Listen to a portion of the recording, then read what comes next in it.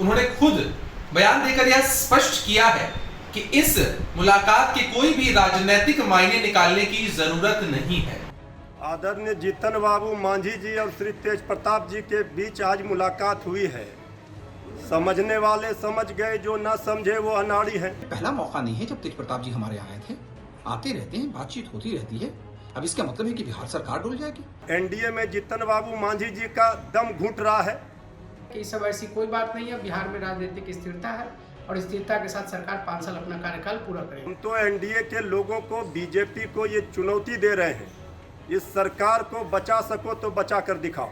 नमस्कार, आप देख रहे हैं बिहार तक। मैं हूं आपके साथ सुकन्या सिंह। बिहार में जैसे ही जीतन राम मांझी और तेज प्रताप यादव की मुलाकात हुई, समझिए सियासी गलियारे में चर्चाओं का बाजार गर्म हो गया। ये खबर आग की तरह, जी हां, जंगल में जिस तरीके से आग फैलती है उस तरीके से फैलती चली गई कि दोनों की मुलाकात हुई है। सबका सवाल यही था कि मुलाकात तो हुई, लेकिन बात क्या हुई। चलिए इस मुलाकात के बाद पॉलिटिकल रिएक्शन क्या आ रहे हैं वो आपको दिखाते हैं। जब कोई व्यक्ति सार्वजनिक जीवन में होता है तो राजनीतिक रिश्तों के अलावा निजी रिश्ते भी होते हैं। आदरणीय जीतन राम मांझी जी बिहार के एनडीए के वरिष्ठ नेता हैं, पूर्व मुख्यमंत्री रह चुके हैं। उन्होंने खुद बयान देकर यह स्पष्ट किया है कि इस मुलाकात के कोई भी राजनीतिक मायने निकालने की जरूरत नहीं है। बड़ी मजबूती के साथ उनकी पार्टी एनडीए के साथ बिहार में खड़ी है। ये पहला मौका नहीं है जब तेज प्रताप जी हमारे यहाँ आए थे। आते रहते हैं, बातचीत होती रहती है। अब इसका मतलब है कि बिहार सरकार डुल जाएगी। अरे बिहार की जनता ने 5 साल का जनादेश दिया है। 5 साल तक माननीय मुख्यमंत्री नीतीश कुमार जी के नेतृत्व में ये सरकार चलेगी। प्रताप जी श्री मांझी जी से मिलने गए थे, उसका कोई दूसरा नजरिया नहीं पेश करना चाहिए। वो एक व्यक्तिगत रिलेशन है। राजनीति अपनी जगह है और व्यक्तिगत रिश्ता हर व्यक्ति के साथ होता है। वो उसके तहत मिलने गए थे तेज प्रताप जी, और मांझी जी ने इस पर कोई बयान नहीं दिया है और हमारे राष्ट्रीय अध्यक्ष ने कल ही स्पष्टीकरण दे दिया था कि बिना वजह का कोई मामला को तूल देने से कोई फायदा नहीं है। आदरणीय जीतन बाबू मांझी जी और श्री तेज प्रताप जी के बीच आज मुलाकात हुई है।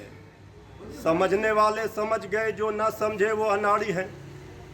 श्री तेज प्रताप जी, नेता विरोधी दल श्री तेजस्वी यादव जी ने कई मौकों पर कहा है कि जीतन बाबू मांझी जी हमारे अभिभावक हैं।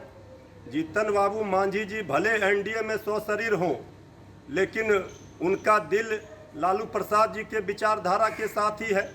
आदरणीय लालू प्रसाद जी के विचारधारा की लड़ाई जीतन बाबू मांझी जी ने साथ मिलकर लड़ी है। आज एनडीए में जीतन बाबू मांझी जी का दम घुट रहा है। कई मौक़ों पर उन्होंने अपना विरोध भी दर्ज कराया है। हम तो एनडीए के लोगों को, बीजेपी को ये चुनौती दे रहे हैं, इस सरकार को बचा सको तो बचा कर दिखाओ। देखिए, आरजेडी की तरफ से दावा तो कर लिया गया है कि एनडीए सरकार बचा सके तो बचा ले। ये सरकार नहीं बचेगी। देखना होगा कि सरकार बचती है या नहीं। लेकिन अगर आंकड़ों के गणित को समझा जाए तो बिहार विधानसभा चुनाव के नतीजे जब आए, जिस दिन नतीजे आए, 12 बजे तक ऐसा लग रहा था कि महागठबंधन की सरकार बन जाएगी, तेजस्वी यादव मुख्यमंत्री बन जाएंगे। लेकिन जैसे जैसे शाम ढली, रात आई, तस्वीर साफ हो गई सियासत की। बिहार में जो है सरकार बनने वाली है एनडीए की। लेकिन सरकार तो बन गई, लेकिन ये सरकार टिकी है जीतन राम मांझी के 4 विधायक और वीआईपी के 4 विधायक के भरोसे। ये दोनों ही पार्टी का पाला बदल का इतिहास रहा है। और ऐसे में अगर हम महागठबंधन की बात करें तो फिलहाल महागठबंधन में आरजेडी के पास 75 सीटें हैं। हम कांग्रेस और इसके अलावा जो है वाम दल की बात करें तो उनके पास भी 19 और 16 सीटें हैं। और अगर एआईएम के 5 विधायक महागठबंधन में आ जाते हैं, वीआईपी और जीतन राम मांझी महागठबंधन में आ जाते हैं, तो महागठबंधन की भी सरकार बिहार में बन सकती है। तेजस्वी यादव मुख्यमंत्री भी बन सकते हैं। दावा तो यह भी किया जा रहा है कि महागठबंधन की तरफ से प्रस्ताव मिल गया है मुकेश सहनी को, जीतन राम मांझी को, कि हमारे साथ आइए, हम मांझी के बेटे संतोष मांझी को उप मुख्यमंत्री बनाएंगे, मुकेश सहनी को उप मुख्यमंत्री बनाएंगे, आप साथ तो आइए। अब देखना होगा कि ये प्रस्ताव जो है वाकई में दिए गए हैं या सिर्फ चर्चा है, चर्चाओं को बढ़ाने के लिए ऐसी बातें की गई है। लेकिन इन सब के बीच देखना होगा कि ये मुलाकात आगे चलकर क्या रंग रूप लेती है। लेकिन एक और परिस्थिति है कि जेडीयू से या बीजेपी से फिलहाल इस मुद्दे पर ज्यादा कुछ बोलते नहीं बन रहा है। एक तरफ तो हम के प्रवक्ता कहते हैं कि सिर्फ औपचारिक ऐसे ही कैजुअल मुलाकात थी, पारिवारिक मुलाकात थी, कोई पॉलिटिकल एंगल नहीं है। लेकिन जिस तरीके से आरजेडी के प्रवक्ता दावा कर रहे हैं कि सरकार गिरेगी, देखना होगा कि आगे चलकर किसके दावे सच्चे साबित होते हैं। बिहार की खबरों के लिए आप देखते रहिए बिहार तक।